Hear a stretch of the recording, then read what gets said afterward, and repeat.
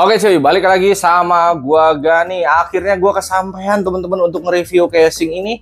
Ini adalah Deepcool CH260 warna putih. Dia ada warna hitamnya juga ya. Ini untuk CH260 tuh dia support micro ATX ya, dan gua bisa bilang teman-teman ini casing cakep banget guys, asli cakep banget ya. Dan gak usah lama-lama, kita lihat lebih dekat aja ya ke casing ini. Asli cakep guys. Oke guys, ini dia casingnya ya teman-teman, dan dia memang dominan mesh ya. Tempatnya di samping nih mesh, atas mesh, belakang mesh, samping sini juga mesh ya, kita lihat nanti. Oke, nah casing ini untuk pertombol-tombolan duniawinya ya. Power, ini USB ya. Terus ini ada Type C.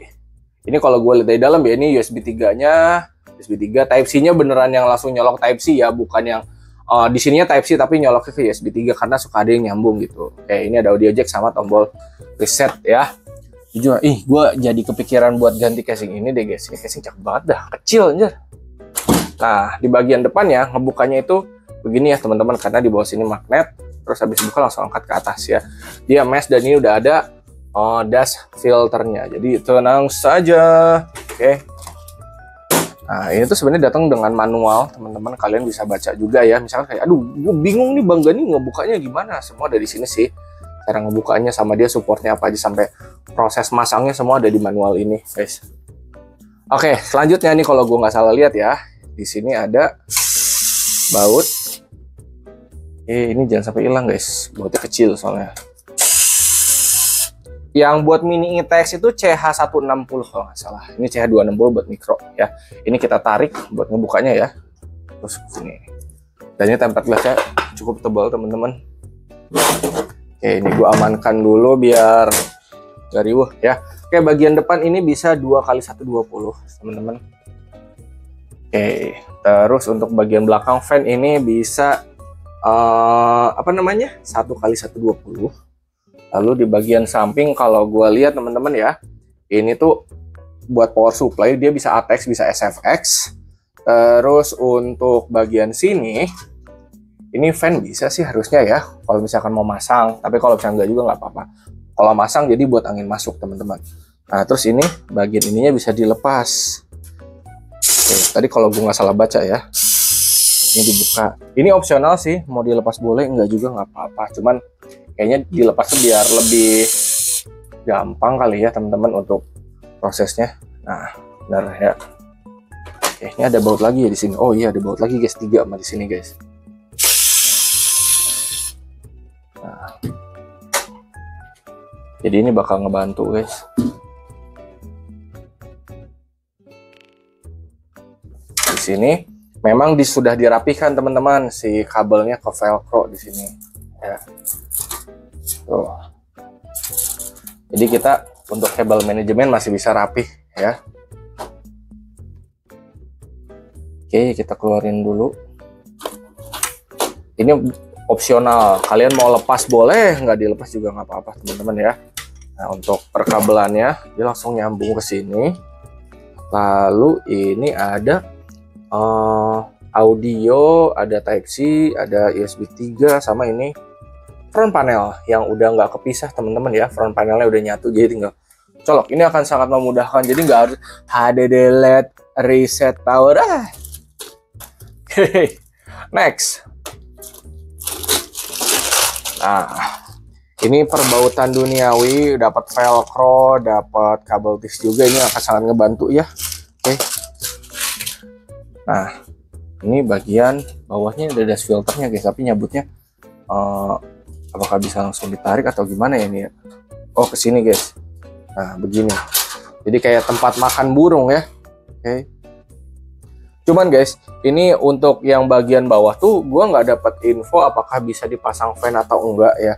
Cuma kalau dia dari lubang-lubangnya ini sih bisa ya diakal-akalin, misalkan mau pasang fan slim yang penting masuk doang, di sini harusnya sih bisa, teman-teman. Oke.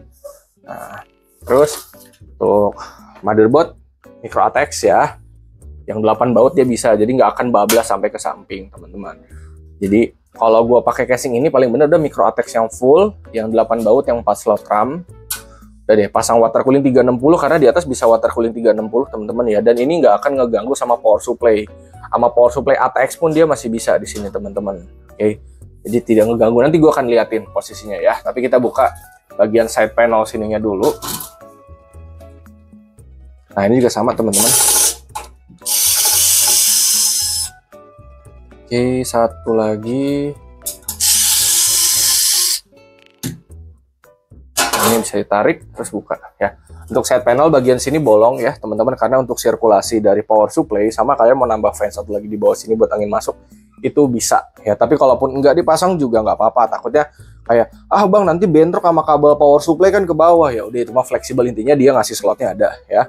Nah di sini buat sirkulasi ya teman-teman, dia nggak ada dust filternya tapi lubangnya kecil-kecil sih, jadi cuek aja.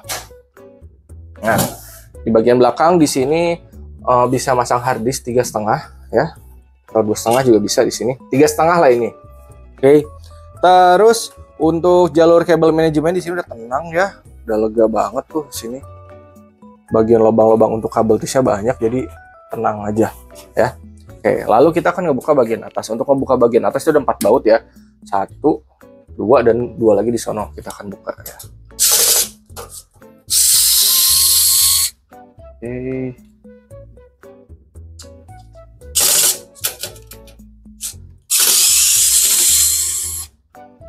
Jadi ini kalau gue bilang ya termasuk casing modular teman-teman, karena dia masih banyak banget yang bisa dilepas. Jadi kita nggak susah gitu guys. Bahkan sampai ke pemasangan water cooling juga setahu gue bisa dilepas. Bagian atasnya ini diangkat ke atas ya. Oke, angkat ke atas. Di bagian belakang nggak ada kan ya? Iya nggak ada guys. Nah, ini bisa langsung diangkat aja teman-teman. Nah dia ada dust filternya, sama seperti yang di bawah ya. Modelannya seperti ini. Oke, seperti saringan di bawah kandang burung kalau gue bilangnya mah. Oke, nah ini bagian atasnya teman-teman. Di sini ada tray water cooling, yang dimana untuk tray water cooling ini bisa dicabut ya, ada 4 baut, tapi fleksibel ini mah. Kalian mau cabut atau enggak. Dan kalau gue lihat ini tray water cooling ya, kalian bisa pindahin ke sini teman-teman. Jadi emang ada slotnya juga di sini, bisa di sini atau di bawahnya. Jadi tinggal sesuaikan aja ya. Untuk water cooling ini bisa sampai 360 teman-teman.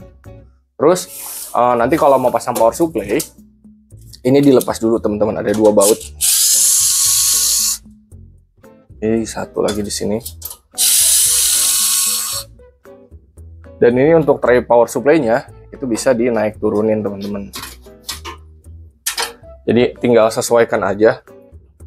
Kalian mau bikin atas, agak tengah, agak bawah, itu bebas ya. Jadi ini bisa dia ada levelnya 1, 2, 3, 4, 5, 6, 7. Ada 7 level dari atas sampai bawah. Misalkan mau nurunin si kotak tray power supply-nya.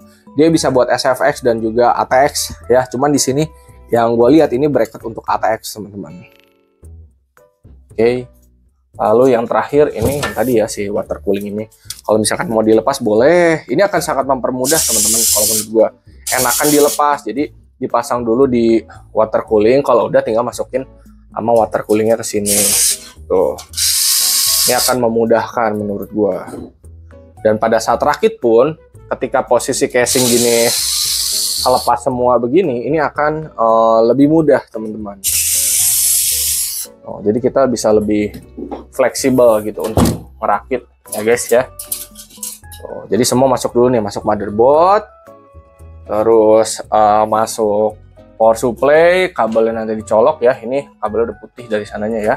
Jadi nanti kabel itu keluarnya dari belakang, dan power supply pastiin dia udah on aja gitu teman-teman. Jadi di sini udah tenang ya. Overall kurang lebih gitu teman-teman ya untuk casing Deepcool CH260 ini worth it banget.